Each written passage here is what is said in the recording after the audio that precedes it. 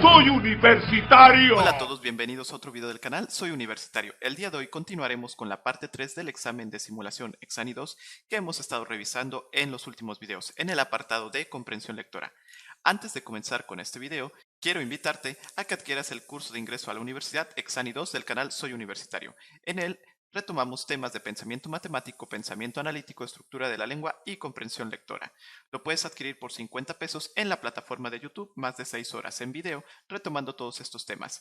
O por 130 pesos de por vida en la plataforma de Udemy, en donde además incluyen simuladores, ejercicios de práctica y otros recursos adicionales que te ayudarán a prepararte mejor para tu examen de ingreso a la universidad.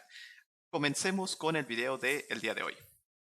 Nos quedamos revisando la pregunta número 100, la cual nos dice, las siguientes frases son un ejemplo del lenguaje especializado, excepto, y tenemos 4 opciones. La primera nos dice, la mecánica cuántica proporciona el fundamento de la fenomenología del átomo, de su núcleo y de las partículas elementales. El inciso B, por lo general, el trastorno bipolar tiene expresión por un desequilibrio electroquímico en los neurotransmisores cerebrales.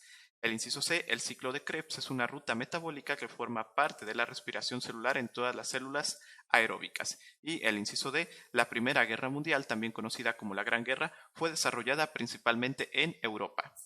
Aquí es importante ver qué nos dice la pregunta. Nos está preguntando por la frase que no utiliza lenguaje especializado. Así que si revisamos las 3 primeras, vamos a ver distintos términos que corresponden al lenguaje especializado, como por ejemplo fenomenología del átomo, lo cual son conceptos de física. En la segunda nos habla acerca del trastorno bipolar y el desequilibrio electroquímico. Esto tiene que ver con cosas de psiquiatría y además también nos habla de los neurotransmisores cerebrales. Mientras que el inciso C nos menciona el ciclo de Krebs y células aeróbicas. Todas estas palabras que aquí están marcadas corresponden al lenguaje técnico o especializado que solo personas con formación en determinadas áreas del conocimiento pueden entender. Por lo tanto, la respuesta correcta sería el inciso D, ya que nos habla de la Primera Guerra Mundial.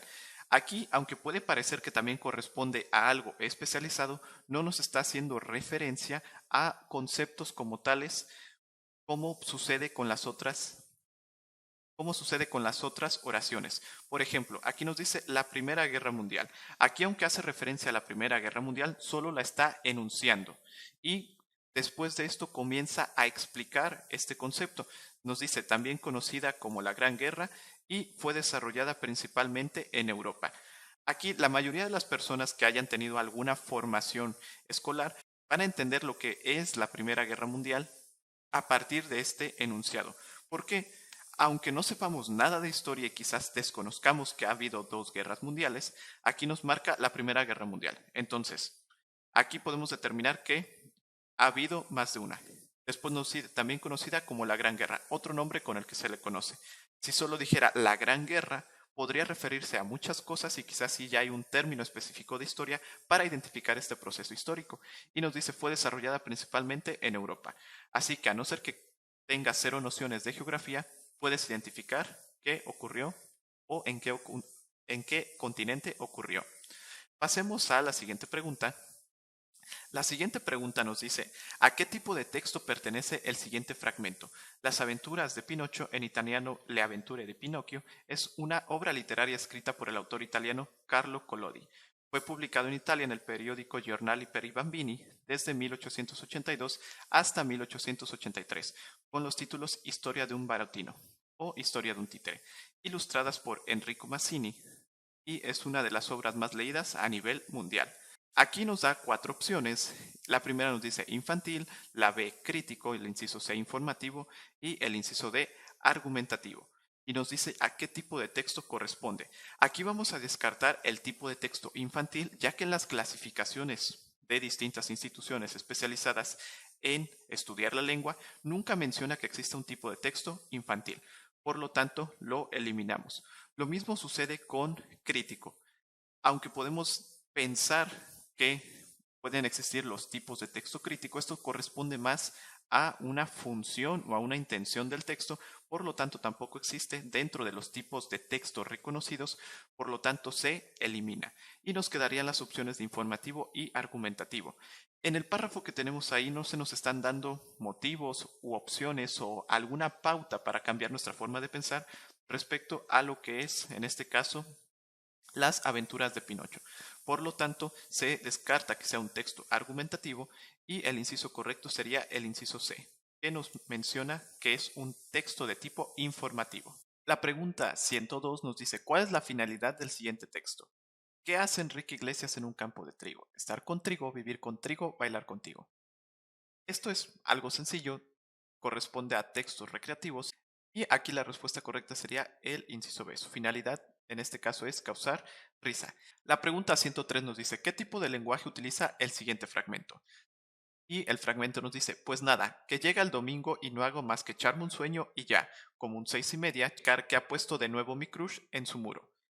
Y los 4 incisos nos dice el inciso A, coloquial, inciso B, técnico, inciso C, moderno y inciso D, encriptado.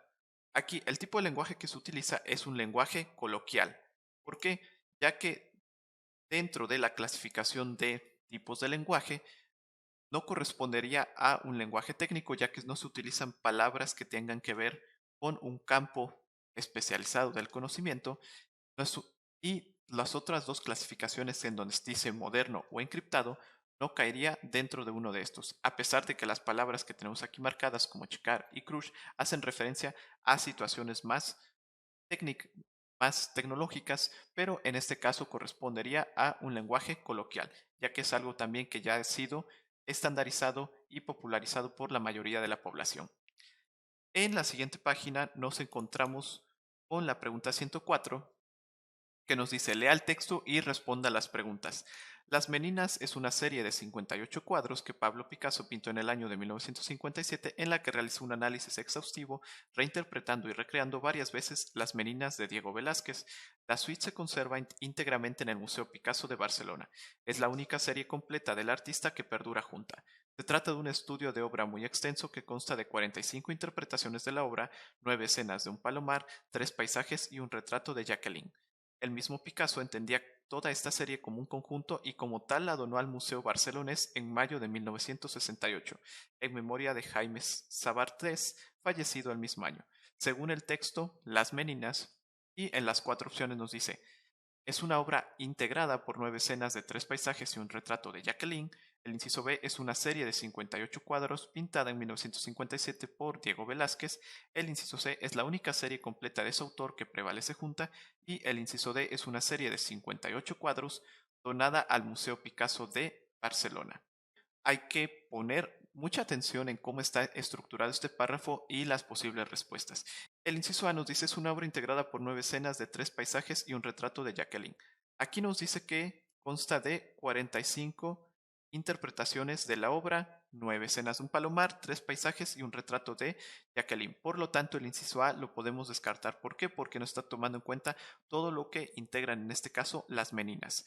El inciso B nos dice es una serie de 58 cuadros pintada en 1957 por Diego Velázquez. Aquí al inicio nos dice que es una serie de 58 cuadros que Pablo Picasso pintó en 1957. Por lo tanto, en el inciso B, el autor, en este caso de Las Meninas, es incorrecto.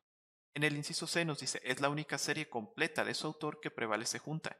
Aquí nos dice en esta parte es la única serie completa del artista que perdura junta, o en este caso que del autor prevalece junta. Puede ser una posible respuesta.